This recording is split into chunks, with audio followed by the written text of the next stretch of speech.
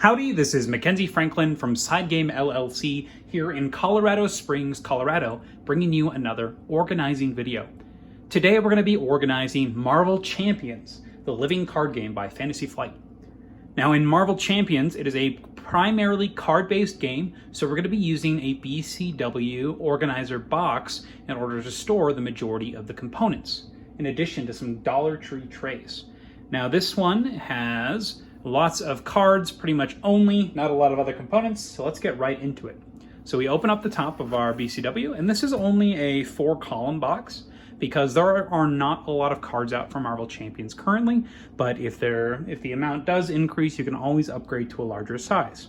Now that being said, let's go ahead and look what's inside. First off, we have a folder, and inside of the folder you have all of the documents that come with the potential expansions. So you have the different sets here. So maybe you have the Learn to Play, you have the card game rules reference, and then you've got, this is from the Wasp Hero Pack. You may want to keep some of these just in order to clarify some rules that aren't on the cards themselves. So like I kept the Doctor Strange one.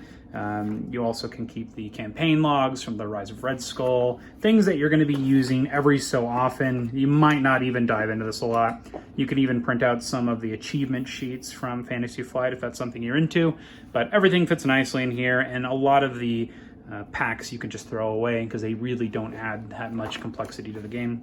Most of the rules are just going to be in that reference. So that being done, we'll move out to the side. Let's go into the trays themselves. So on the right side here, we have all of the hero cards separated by aspects. We have justice, aggression, and this is just a simple using index cards. So cut up an index card, fold it, and put it in.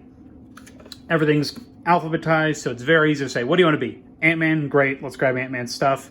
The Ant-Man cards are oversized. We do have them in these protectors, just because if you do fold them enough, they will eventually wear, just like with anything. So we do keep them here, that way you can nicely slide them.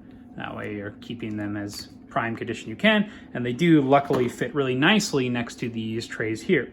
Now we separate this, the hero cards, we keep them standing without falling over by using just a foam cube. You can get these from pretty much any game. This is specifically from the Cards Against Humanity box. So we keep this in here just to keep things up. I think this is the funniest. It's pretty great. It's the nutrition facts of a foam cube.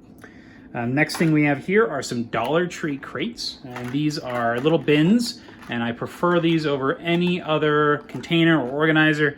Bags, awful, anything that requires just a little bit of component organization, this is the way to go. You've got burger tokens in here. They are the way to play. You've got the 1s and 2s. They're all double-sided. They're rounded, so they're easy to pick up when you're playing on a non-playmat surface.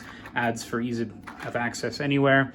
You've got the strength, all the status conditions in here.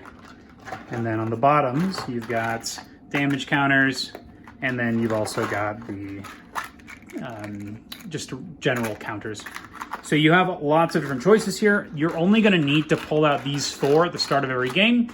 The last container has acceleration tokens, and those are only brought out if the encounter deck is gone through multiple times. So depending on how you're doing, you might not need this. So generally I leave this in the box when I'm setting up to play a game. So these are the different component trays, and these are really nice because they're square. They fit really nicely in these compartments, and they actually stack really nicely too. And you can pick these up for $10 for $1 at Dollar Tree. Incredible deal. I think that this is the way to store things if it's small amounts. Otherwise, I do prefer those Plano boxes, the organizers with the 4x3 grid. So those are nice if you have a lot of different components. These are great if you have small amounts of a lot of components. So perfect there. And then moving on to this next column, we've got all the villains. So you have the main villains themselves. You can leave the basic and the standard and the reference cards here because you will be using those every game. But other than that, you have the villains, so like Absorbing Man, everybody like that over here. And then on the back, you have the encounter sets. And then at the very end of that, you have the campaign sets here. So we got the expert campaign sets based on the number of players. So really nice here. We've got really clear, concise organization. Once again, you can easily alphabetize things, customize the way you see fit. If you want, you could even add additional index cards to denote what cards are events, upgrades, etc. Or we just group them by the type here. So leadership, protection, justice. And then on this last area here, you've got the different dials. There's no cards here because we don't have enough cards to fill up one of these yet, but you've got the different dials based on the number of players, all the heroes, you got the villain, and you have the original stun cards just in case you need a reminder as to what they do. First player marker is in here. You can easily put the first player marker in with one of the component bins. I should actually probably do that now. So you'll pop this out and you'll put it in one of these component bins, and that way every time you play, it's always there. Nothing to worry about, nothing to go fetch. So that's my fault.